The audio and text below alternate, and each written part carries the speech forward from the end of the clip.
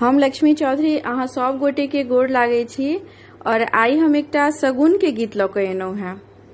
गीत के मांग बहुत गोटे के छलन है, जेना आनंद मिश्रा जी के। नेपाल से क्यों मेहंदी डिजाइन कऽ कऽ शायद हुनकर चैनल छै से केने छलखिन है, और रेखा जी के मांग। एहि गीत के जे छै से शगुन में, बेटा विवाह में, लगन के गीत में, तिलक के गीत में, कि कोनो गीत में गाबि सकै छी। ई शगुनक गीत अछि। गीत नीक लागत ते गीत के अधिक से अधिक शेयर करब। धन्यवाद।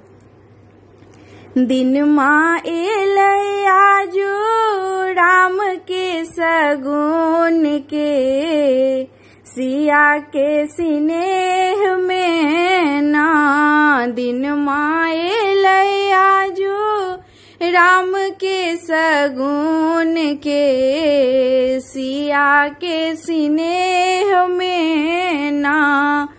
सब मिली राम के देखन एला, राम शगुन में आई बन्हेला। सब मिली राम के देखन एला, राम शगुन में आई बन्हेला।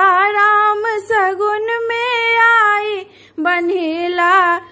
राम जी आई नहेला सासुर के आदेश में, सिया के स्नेह में ना। राम जी आई नहेला सासुर के आदेश में, सिया के स्नेह में ना। दिन माँ एलै आजो राम के शगुन के, सिया के स्नेह में ना।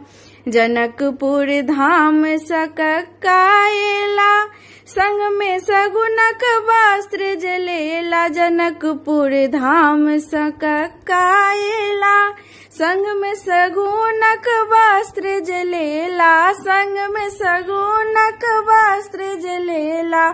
सखी सब तन साजैया पियरे पीताम्बर में, सिया के स्नेह में ना। सखी सब तन साजैया पियरे पीताम्बर में, सिया के स्नेह में ना। दिन माँ एलै आजो राम के शगुन के, सिया के स्नेह में ना।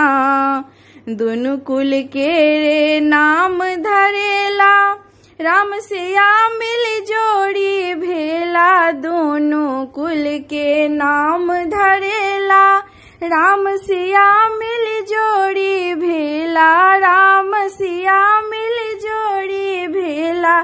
जनक जी शगुन करै छथि मंत्र विधान से, सिया के स्नेह में ना।